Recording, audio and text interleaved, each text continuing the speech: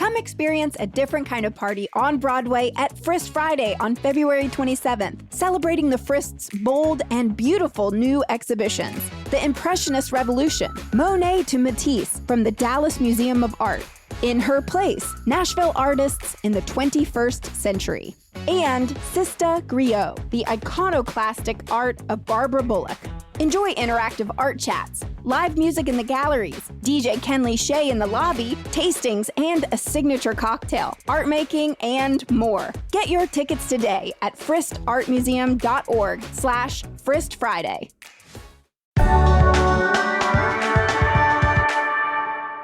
Today on CityCast Nashville, Tennessee's next gubernatorial election is coming up on November 3rd, with primaries on August 6th.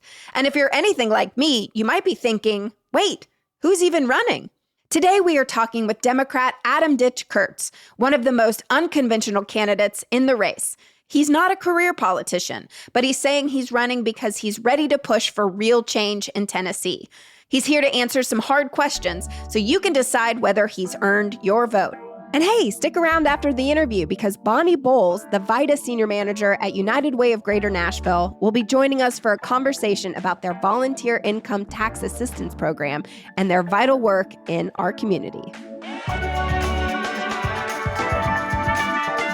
It's Wednesday, February 25th. I'm your host, Marie Cecile Anderson, and this is what Nashville's talking about.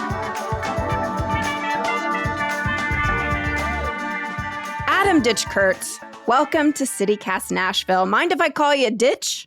I would prefer it because my friends call me Ditch, and I consider you a friend even though we just met over the internet 1 second ago. Oh, Ditch, same. You are a working musician on a mission.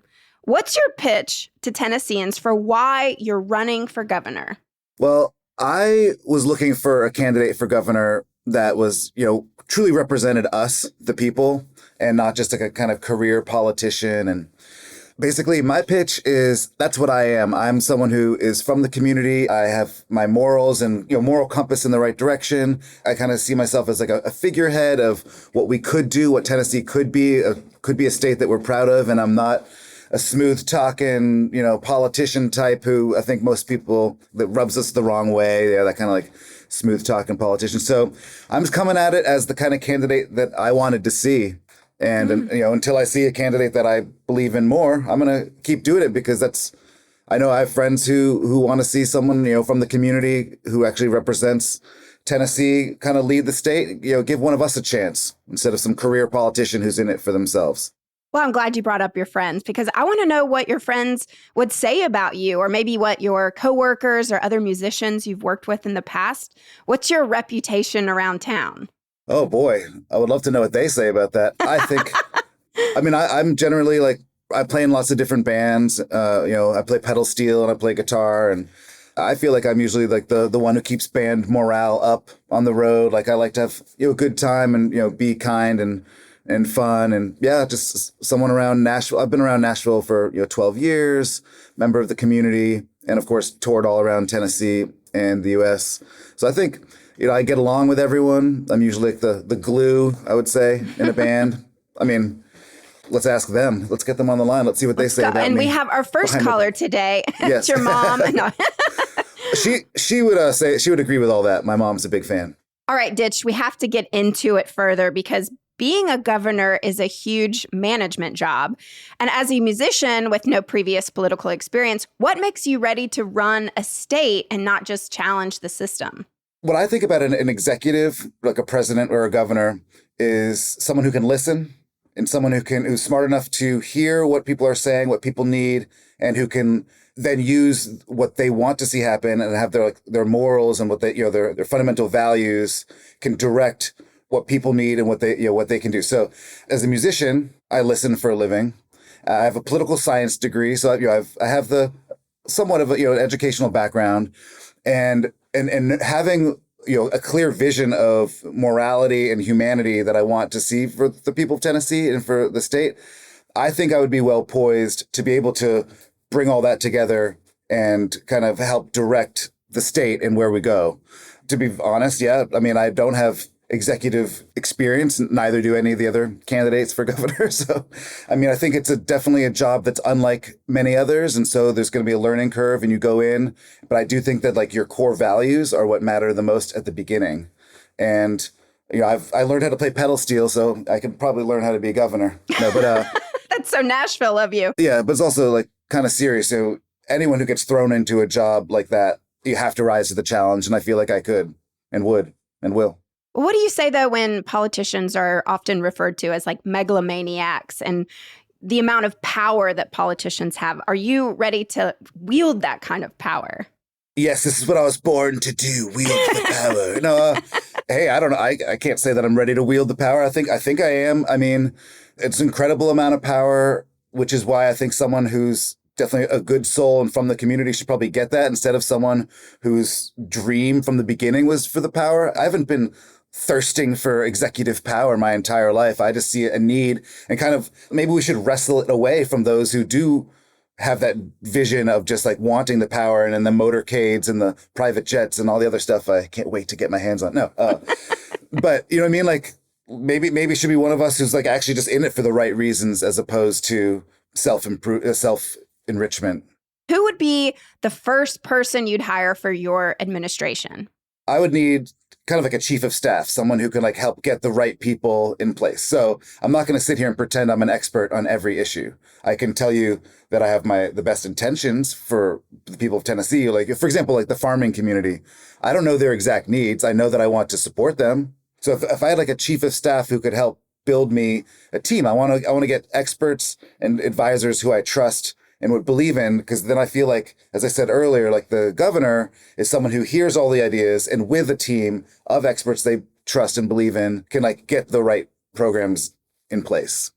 So yeah, I would need someone to help me. I don't know a million people. I would need someone to help me get in touch with the right people, vet them, get on my team so I could have like a robust team of people who are experts on everything. All right. Well, so you've described your campaign as the grassiest grassroots campaign of all time. So how do you describe that and how would you reject corporate money? There's certain things that I can put aside if I'm not going to sacrifice in order to try to win, because once again, this isn't like my lifelong dream and I'll do whatever it takes. So like corporate money, PAC money, APAC money, stuff like that, I can just flatly reject. It doesn't mean every single PAC. I know there are some good PACs. I'm not going to say like no PAC money. I would have to vet them, but I would be very careful. But definitely no like corporate interests. Now, as for the grassiest grassroots campaign, I'll tell you, I'm still kind of self-managing the campaign. It's, no help from any kind of Democratic establishment or anything like that.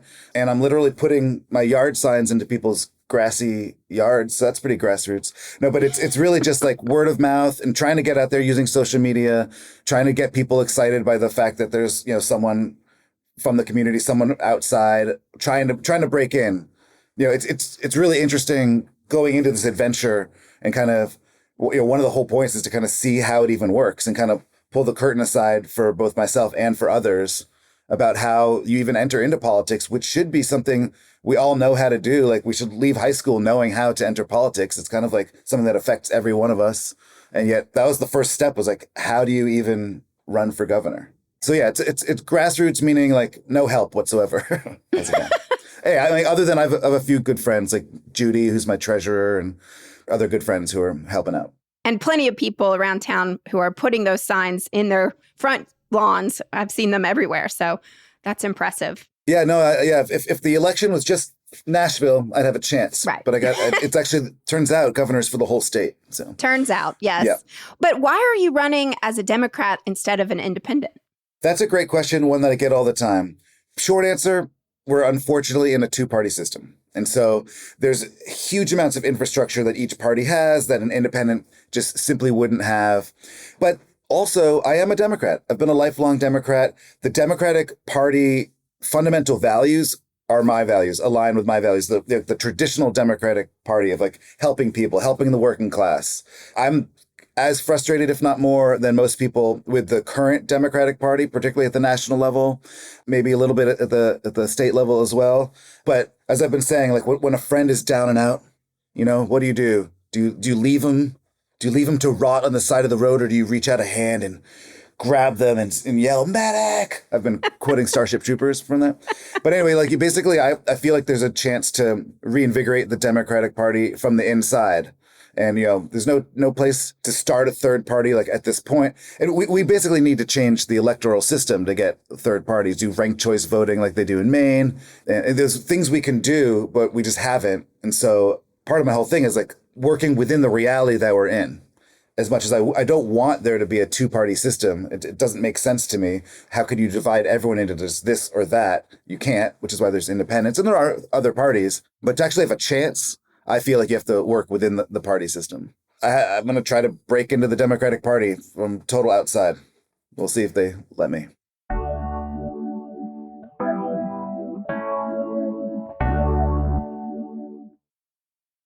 Well, so I was looking at your website, the number 4, folks, ditch4governor.com. And on your website, it says, let's not worry about who you voted for in the national election. Let's just focus on what we can do to make things better. So what specific solutions are you most focused on right now? I think there's a lot of things we can do that would be, not easy because there's a supermajority, but like it's all about affordability. Everyone's been talking about affordability because that is the crisis. There's also other crises like ICE enforcement and immigration and all these crises. But things like removing the grocery tax, I would want to do. I know they're trying to do that now, but I think with a Democratic governor, it could maybe be easier. Raising the minimum wage. I also want to focus on healthcare. That's my big thing. I'm also, as they remove the Obamacare subsidies, Tennessee's already like number 1 or number 2 always in healthcare bankruptcies. So it's like, that's a glaring issue for a lot of people in Tennessee. I know there's a way to make healthcare way more affordable, like kind of like a Medicare for all system. So when I say that, like, I don't care who you voted for in the past, it's because that's the past. And I'm not trying to relitigate elections or try to guilt people for anything. I'm just saying, let's focus on the actual things we can do in Tennessee to make our lives better and not worry about Democrat or Republican. Raising the floor will help everyone, making it so everyone has a better quality of life helps everyone. It doesn't matter what political party. One big proposal you just touched on, you're looking at more affordable or even free health care. How would you realistically fund that at the state level? A couple things. First of all, it's not like you go in day one, it's free health care. It's like the goal. I think part of my campaign isn't saying, here's what I can do on day one. It's here's the vision that I have. And so, Bernie Sanders talks about this too at a national level about like the first year you lower the age of Medicare to like 55 and up. And, there's a strategy. So in terms of funding it, obviously it costs money, but, we already spend money on healthcare. So there's ways of raising revenue or reallocating revenue that we already have. For example, I want to close some corporate tax loopholes, which is not new taxes. It's enforcing taxes we already have on the books. Things like legalizing marijuana. It's the year 2026. If you look at the calendar, I have one hanging over there. It's actually 2026, and we know a lot about the drug marijuana, and it's not more dangerous than alcohol, which last I checked was legal, and it's legal in nearby states. So anyway, that's something you can do to gain more revenue. I was just in Australia, where they have a Medicare for all system. And one of the things I did over there is I talked to people and I filmed it. And so I'm working on like a little documentary about a Medicare for all system to kind of remove a lot of the boogeyman scare tactics that the insurance companies use. Like the biggest takeaway I had is that they have a Medicare for all system for all 25 million residents of Australia. And there's also private insurance, which some would argue doesn't have that much extra benefits. But the point is, if you don't like the idea of Medicare for all and you insist on like wanting a private health care that will make it so you don't have to wait in lines for elective surgeries, you can still do that. We're not taking that away. You can still keep an insurance kind of system that you have. It's just that for those who can't afford it, they can get this healthcare for free. And it's really free. I can't wait to get this documentary out there because I think it's going to remove a lot of like the stigmas or the mysteries of what almost every other major country has. Obviously, I would want that for the US, but in lieu of that, with Tennessee, we could kind of work with other states. I've heard about that, like where you work with other states to create a system that, because the more people in the system, the more buying power you have. So maybe Tennessee, with our population, couldn't do it effectively, but you pair with other states. It's complicated. And again, it wouldn't be something you do day one, but you start working on it day one. The point is that you try. This would help so many Tennesseans so profoundly to not have to worry about medical expenses and like way cheaper medications and all that, like why not at least try? Let's focus now on public education. It seems to be also a top priority for you. How would you balance increased investment in public schools with the state's budget constraints? Budget constraints. That's an issue. So yeah, that's something that we'd have to figure. I'm sure there's, I don't have all the answers right now. What I would do is get my chief of staff to get me all my experts. So I don't know exactly because I'm not the governor yet. But one thing I'm probably pretty sure is that there are ways of moving money around and, also generating new revenue to put towards public schools. Because I do think that almost every issue we have in the state or the country does kind of all go down to public schools. I don't know if you're getting at the voucher system, which I think is a huge scam. They just announced that they want to increase that program, which is like taking a ton of money out of public schools. I think that's awful. I would try to figure out how to stop that and reallocate that money back to the public schools and like just invest heavily in public schools. How do you not want an educated Tennessee public school system? It doesn't make sense. I'm glad you touched on vouchers. I was going to ask about that. Bill Lee is definitely wanting to increase that for sure. But also, when we're talking about Governor Bill Lee, he also has been very enthusiastic about the Trump administration's mass deportation efforts. How would you communicate with the White House about immigration issues? So I'm, firmly against ICE. I think that we need to abolish ICE. It's only been around for 20-something years after 9/11. It's not some institution that's like fundamental to America or anything like that. So we need to have a way more humane approach to immigration. So as a Democratic governor, I would push back on the federal level against the immigration enforcement. Everyone thinks that there needs to be immigration enforcement. No one thinks that we should just open the borders and let anyone in. That's it's a red herring or whatever, So I would be a firm, advocate for immigrants, but, in treating them like humans, because they are. And and ICE would have no place in Tennessee. If they, you look at what's happening in Minnesota or Minneapolis, and if you have a Democratic governor, you at least have an advocate at the top position to try to help people and prevent as much cruelty as you can, because that seems to be the name of the game is cruelty. And that's not the game I play. Ditch, don't play cruelty. That's a new slogan. No, it's not. Well, so what have you learned from watching the state legislature when shaping your ideas? Do you have some places where you could bring the Tennessee GOP around to your platform?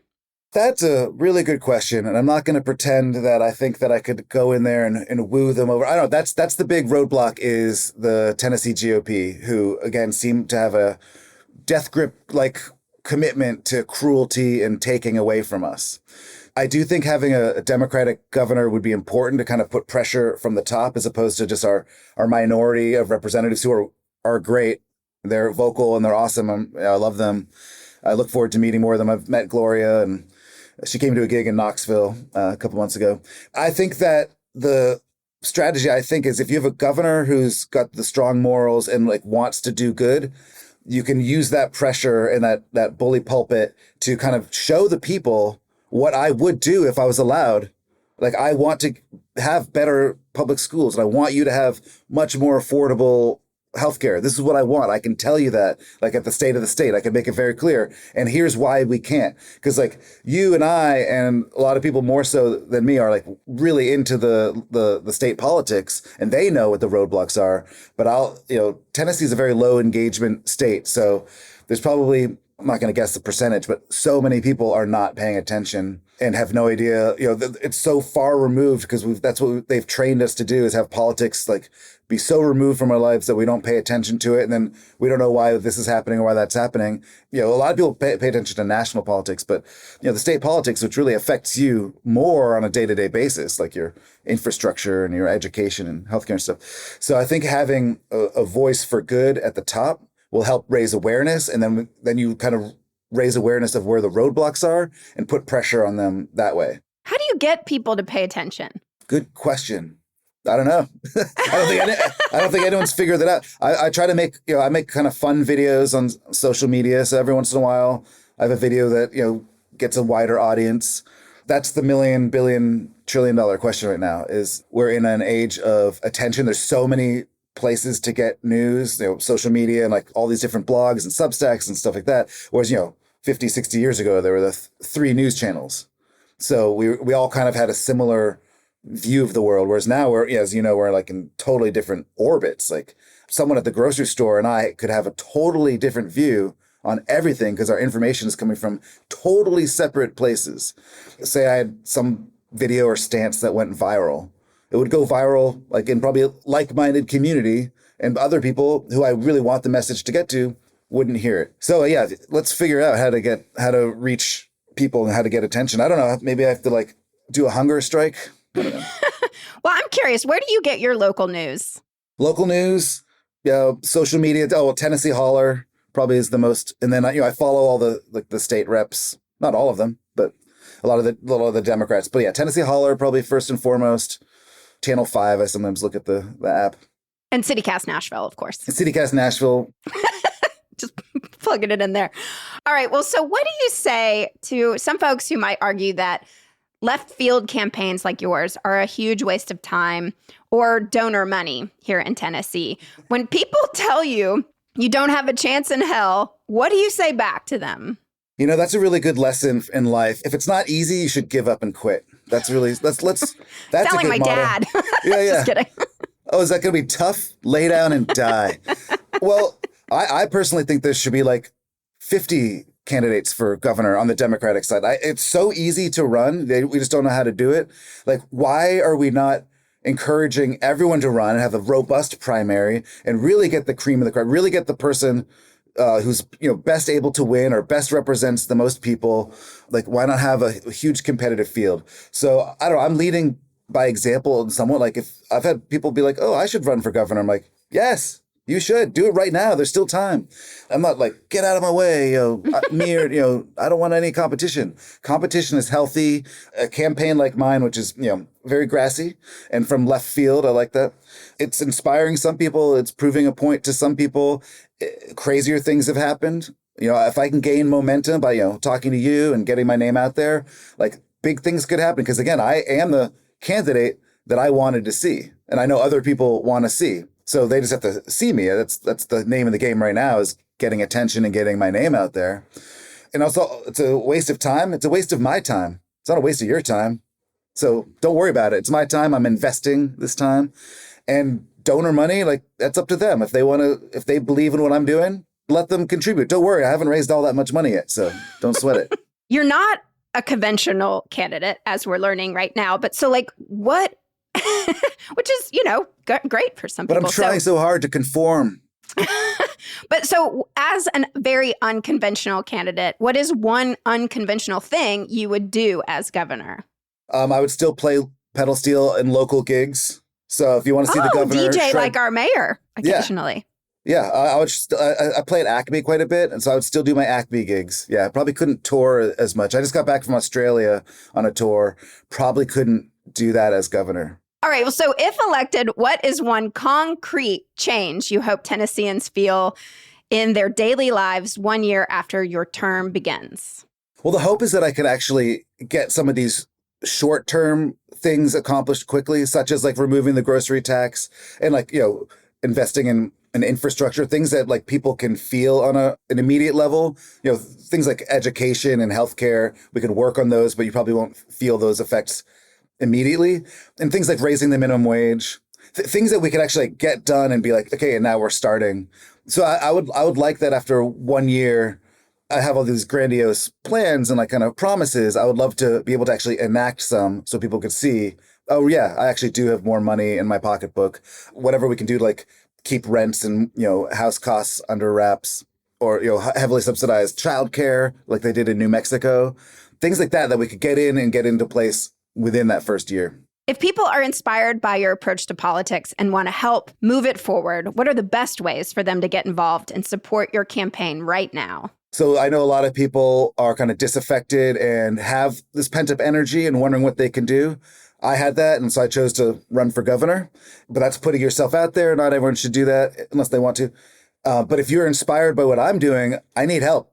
Again, it's very grassroots. So I have people reaching out pretty regularly. And so I'm going to start building a team of people who reach out and say, hey, what can I do to help? I'm going to start having answers. Like I have the database of all voters, and we need to start doing calling campaigns and, eventually probably door knocking. I kind of want to do that during the the primary, because there is a primary in August with early voting in July. But yeah, I need people who have energy that they don't know what to do with, and they can reach out to me, ditchforgovernor@gmail.com, or follow me on the social medias, it's at ditch with a D, at ditch Kurtz on TikTok and Instagram. And I have Facebook too, but I don't really communicate with people over that. So send me a message, get in touch, send an email, go onto my website, ditchforgovernor.com, and fill out the contact. That way I have like an email list, I use Substack as an email list.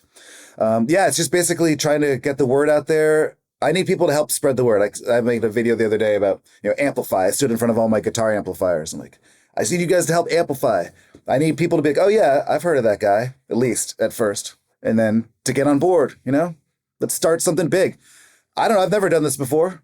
If you've never done this before, that's the other thing is like, some people maybe are intimidated by a lack of like a history of advocacy or going out and protesting. It's like, that's okay.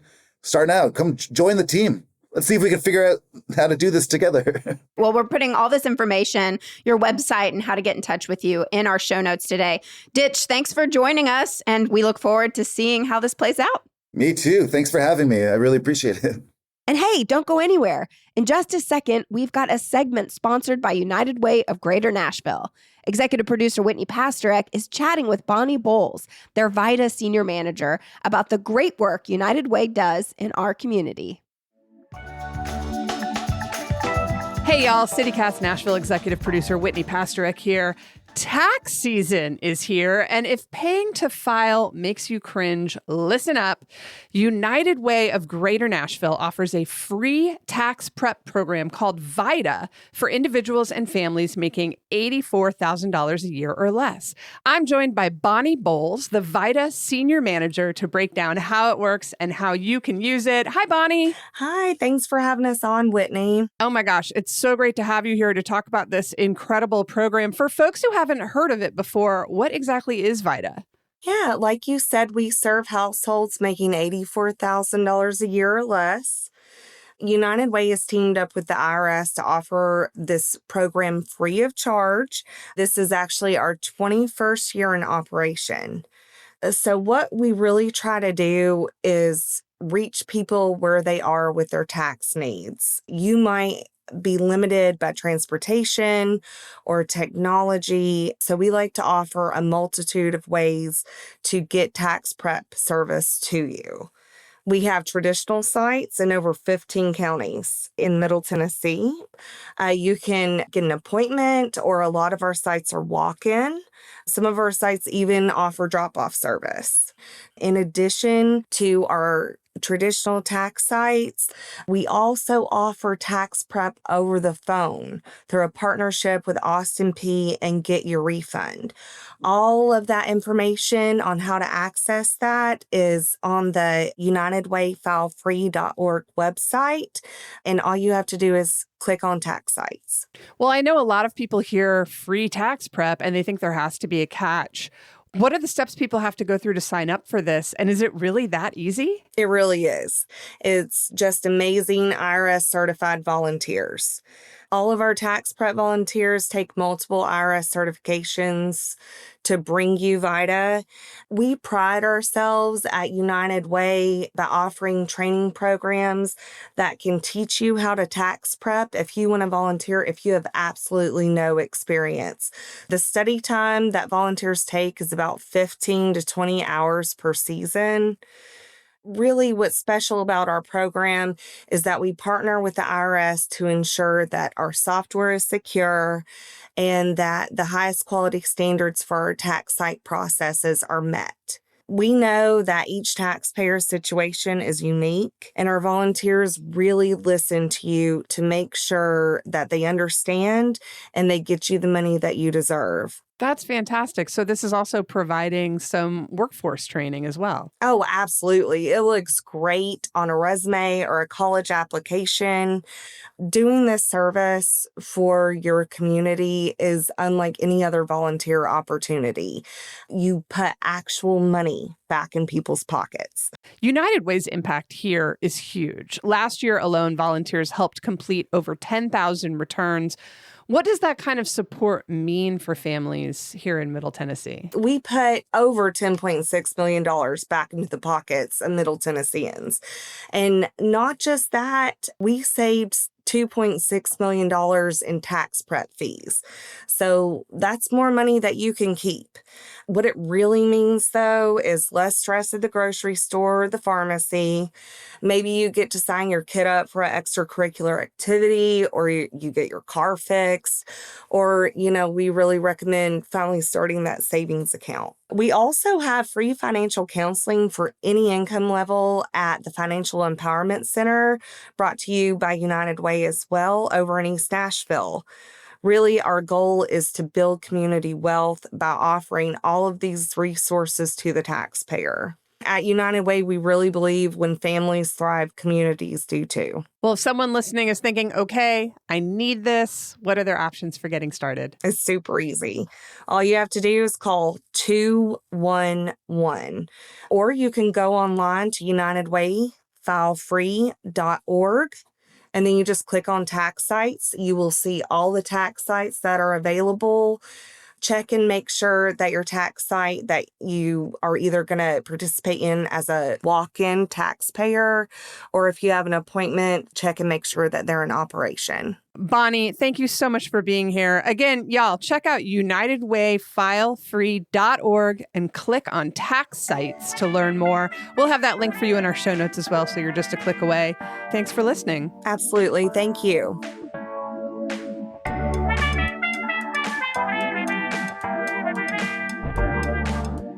That's all for today here on CityCast Nashville. And don't forget, you can support this show and get great perks by becoming a CityCast Nashville neighbor at membership.citycast.fm. If you enjoyed the show, why not tell your friends? Rate the show, leave us a review, and subscribe to our CityCast Nashville newsletter. We'll be back tomorrow morning with more news from around the city. Toodles!